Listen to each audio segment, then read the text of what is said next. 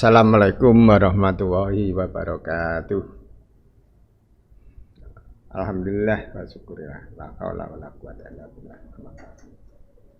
Saudara-saudara mahasiswa yang saya hormati, syukur alhamdulillah kita malam hari ini bisa melaksanakan perkuliahan mata kuliah kewarganegaraan dalam minggu ke-13. Saudara-saudara, untuk malam hari ini materi yang akan saya sampaikan pada saudara-saudara adalah tentang ketahanan nasional Indonesia. Saudara-saudara, ketahanan nasional ini diartikan sebagai kondisi dinamis suatu bangsa yang berisi keuletan dan ketangguhan yang mengandung kemampuan untuk mengembangkan kekuatan nasional dalam menghadapi segala tantangan, ancaman, hambatan, dan gangguan baik yang datang dari dalam maupun dari luar negara. Baik ini langsung maupun tidak langsung yang membahayakan identitas, integritas, kelangsungan hidup bangsa dan negara, serta perjuangan mengejar tujuan perjuangan nasional. Ini arti daripada ketahanan nasional.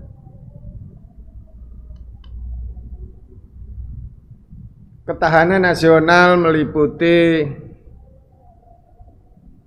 yang pertama, ketahanan ideologi.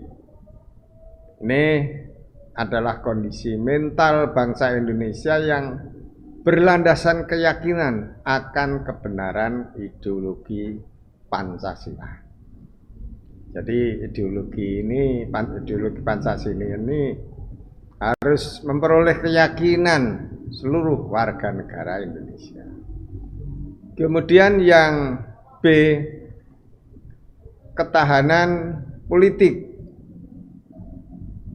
adalah kondisi kehidupan politik bangsa Indonesia yang berlandaskan demokrasi yang berdasarkan Pancasila dan Undang-Undang Dasar 1945.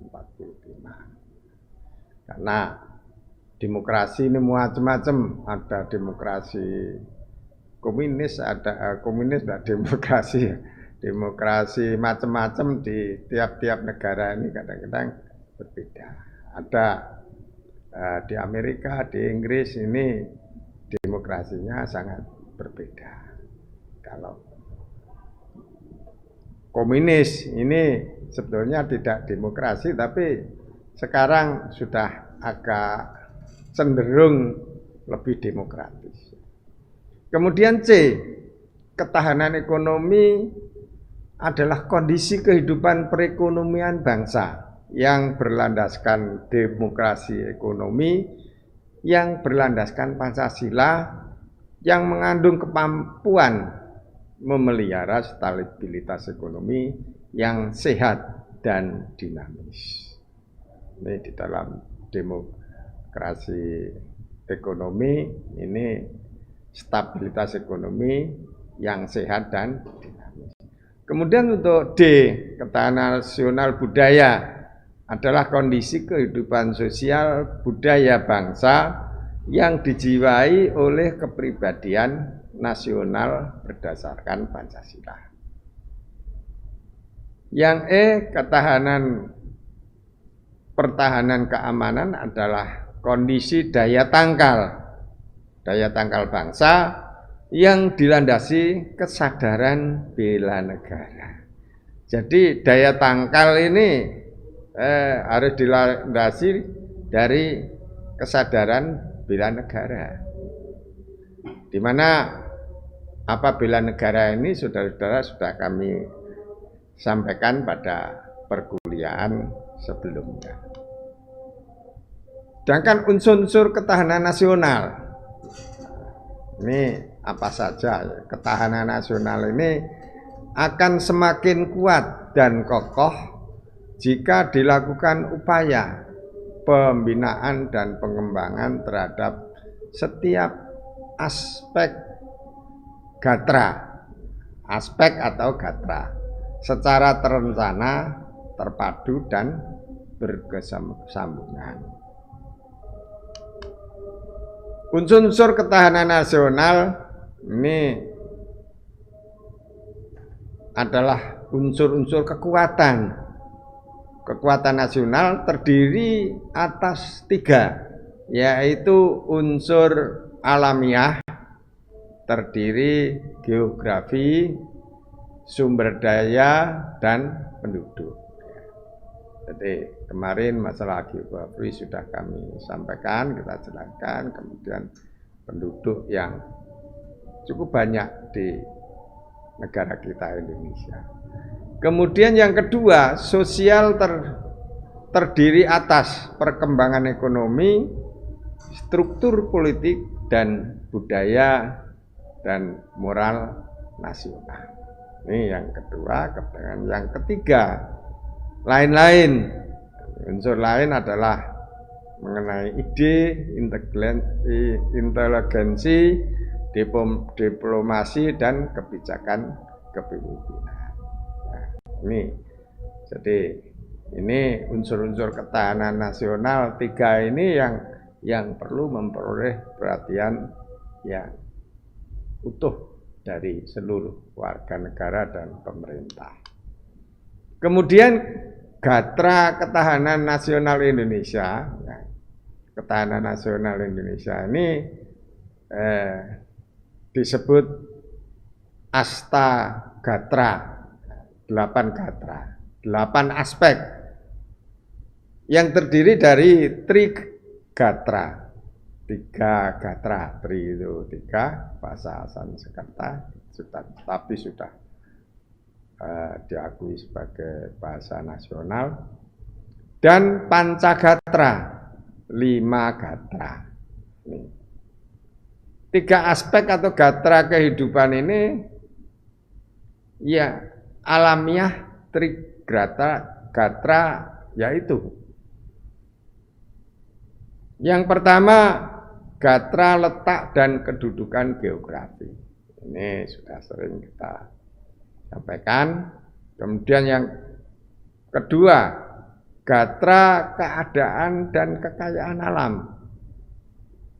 Dan yang ketiga, gatra keadaan dan kemampuan penduduk.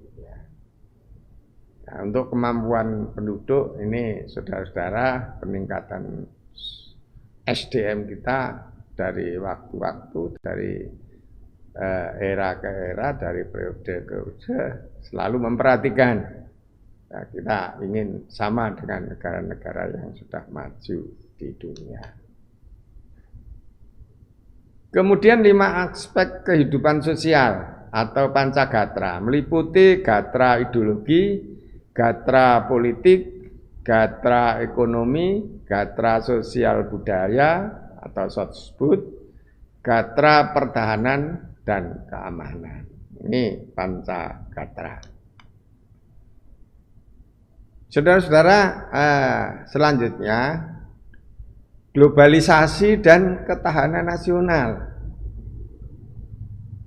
Kemajuan global sebenarnya tidak berpengaruh negatif, tapi eksesnya dipersepsikan sebagai ancaman yang perlu diwaspadai akibat dari globalisasi. Jadi globalisasi ini banyak positifnya, hanya eksesnya, akibatnya dari globalisasi ini yang masih perlu memperoleh kewaspadaan dari kita bangsa Indonesia, karena ini bisa menjadi ancaman dari keutuhan bangsa dan negara. Kemudian dimensi globalisasi. Pengaruh globalisasi yang membawa pengaruh bagi suatu bangsa. Jadi apapun globalisasi ini mempunyai pengaruh, karena globalisasi ini tidak bisa dibendung dan siapa saja bisa mengakses atau melihat, mengikuti dengan sekarang banyaknya kemajuan teknologi. Kemudian semakin menguatnya pengaruh ideologi liberal dalam perpolitikan negara-negara berkembang yang ditandai oleh menguatnya ide kebebasan dan demokrasi. Alhamdulillah saudara-saudara, Indonesia ini kita sejak era reformasi, demokrasi ini sudah diterapkan di Indonesia. Sebelum negara-negara tetangga menerapkan demokrasi yang sesuai dengan situasi globalisasi ini, Indonesia sudah ada. Ini karena masalah kebebasan ini dituntut di mana-mana.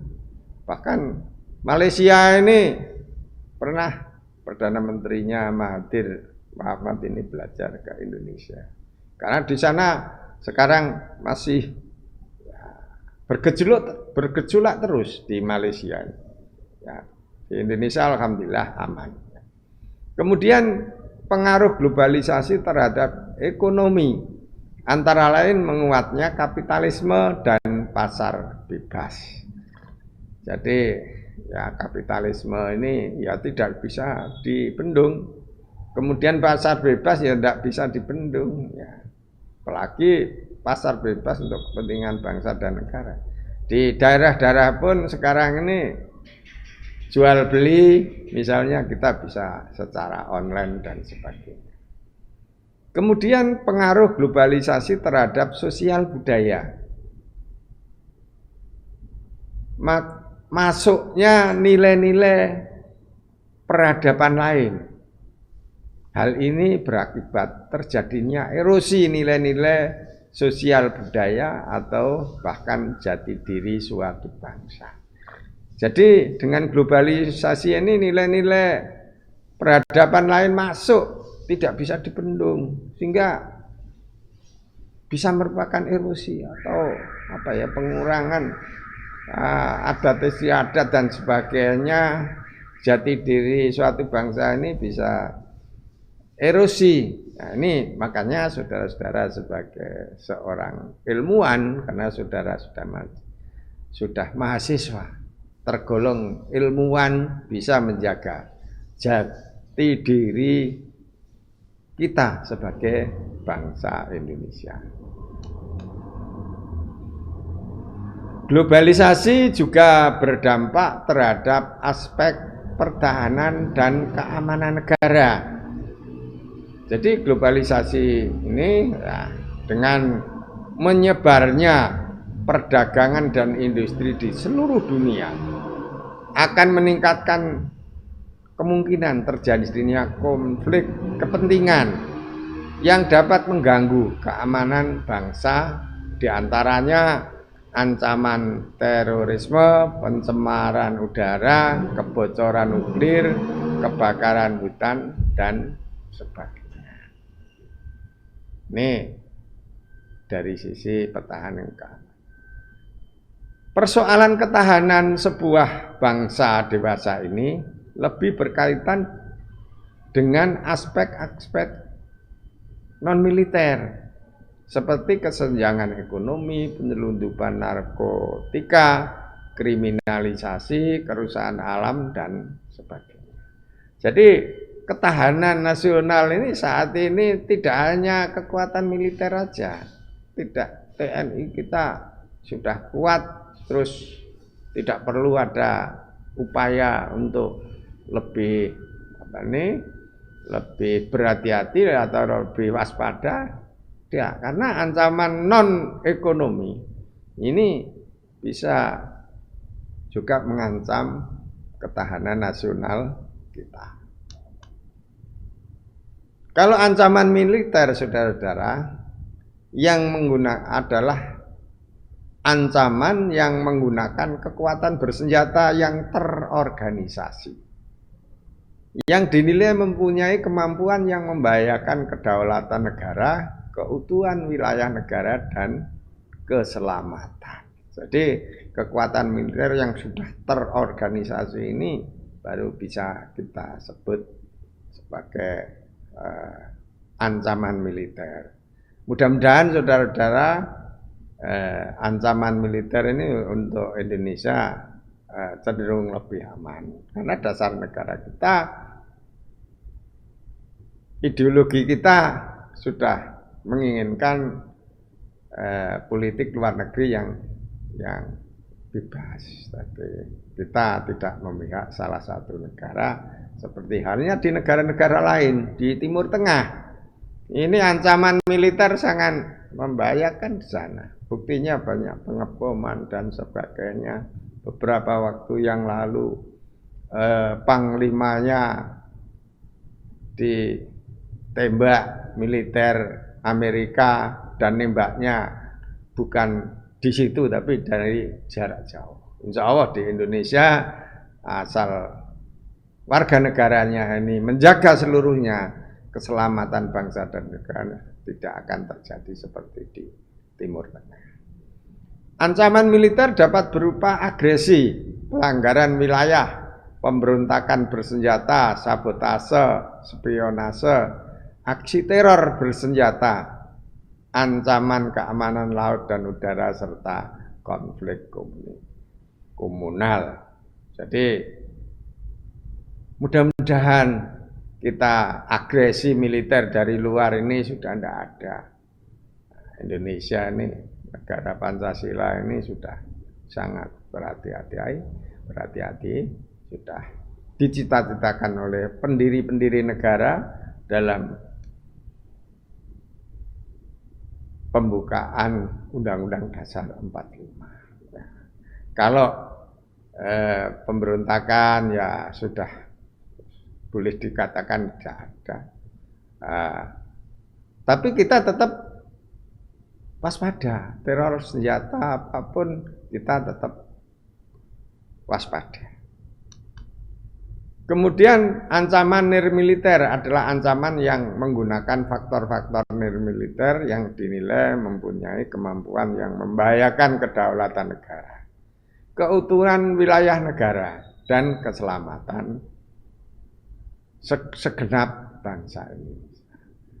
Ancaman nirmiliter ini dapat berupa ancaman berdimensi ideologi, politik, ekonomi, sosial budaya, teknologi, dan informasi, serta ancaman yang berdimensi keselamatan umum.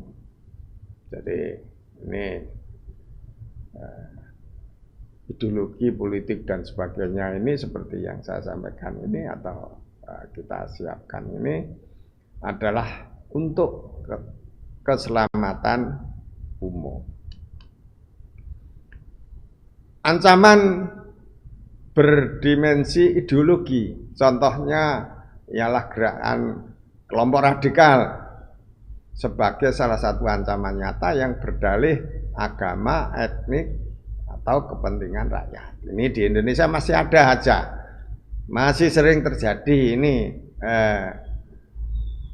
yang kelompok radikal ini, saudara-saudara, ini sering terjadi. Makanya saudara-saudara mahasiswa ini tidak usah ini kegiatan-kegiatan ini harus bisa selektif, bisa memilih kegiatan ini baik atau tidak baik untuk kepentingan diri maupun kepentingan bangsa.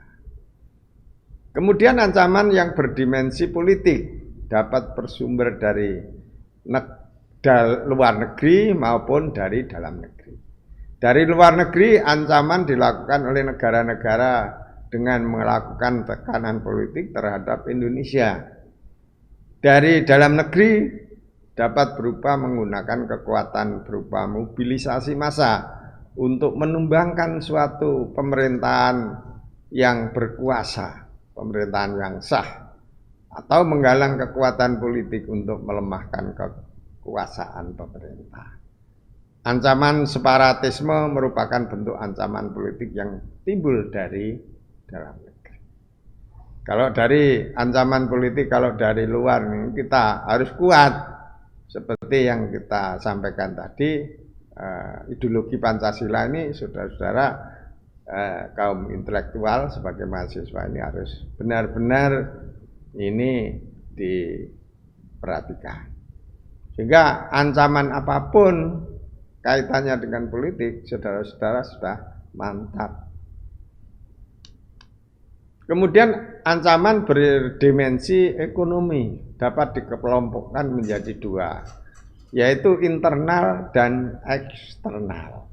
Internal dapat berupa inflasi dan pengangguran yang tinggi, infrastruktur yang tidak memadai, penetapan sistem ekonomi yang belum jelas, ketimpangan distribusi pendapatan dan ekonomi yang tinggi. Jadi saudara-saudara, pengangguran ini yang tinggi ini termasuk ancaman ekonomi ini. Makanya pemerintah sudah berupaya bagaimana mengatur tenaga pengangguran di Indonesia ini macam-macam. Ada transmigrasi, ada pelatihan, ada macam-macam. Kemudian ancaman eksternal dapat berbentuk indikator kinerja ekonomi yang buruk, daya saing rendah, ketidaksiapan menghadapi era globalisasi. Jadi makanya saudara-saudara, alhamdulillah saudara-saudara bisa kuliah ini. Jadi ketidaksiapan menghadapi globalisasi ini bisa saudara ketahui lebih awal, bisa dipikir di awal, sehingga kalau sudah tidak siap menghadapi situasi sekarang, ya saudara akan ketinggalan. Ancaman yang berdimensi sosial budaya, ancaman dari dalam didorong oleh isu-isu kemiskinan, kebodohan, keterbelakangan, dan ketidakadilan. Isu tersebut menjadi titik pangkal timbulnya permasalahan seperti separatisme, terorisme, kekerasan yang melekat berurat akar, dan bencana akibat perbuatan manusia. Ancaman dari luar timbul bersamaan dengan dinamika yang terjadi dalam format globalisasi. Hal ini ditandai dengan penetrasi nilai-nilai budaya dari luar yang sulit dibendung dan mempengaruhi nilai-nilai yang ada di Indonesia. Kemudian ancaman dimensi teknologi informasi adalah munculnya kejahatan yang memanfaatkan kemajuan iptek, antara lain kejahatan siber dan kejahatan perbankan. Jadi kejahatan perbankan ini saudara-saudara nanti hati-hati, sering terjadi. Ini dari berita-berita manapun ini sering penipuan-penipuan dan lain sebagainya, sehingga kita abaikan keamanan kita. Selanjutnya ancaman berdimensi keselamatan umum, ialah adanya bencana alam seperti gempa bumi, gunung meletus, dan tsunami. Ini ya bencana alam ini karena keadaan alam. Ya, jadi yang penting alhamdulillah kita berada di depan, sehingga kita ini jauh dari gunung berapi. Ya mudah-mudahan tidak ada tsunami, tidak ada gempa bumi dan sebagainya. Inilah saudara-saudara yang bisa saya sampaikan pada malam hari ini, dan terima kasih atas perhatiannya. Wassalamualaikum warahmatullahi wabarakatuh.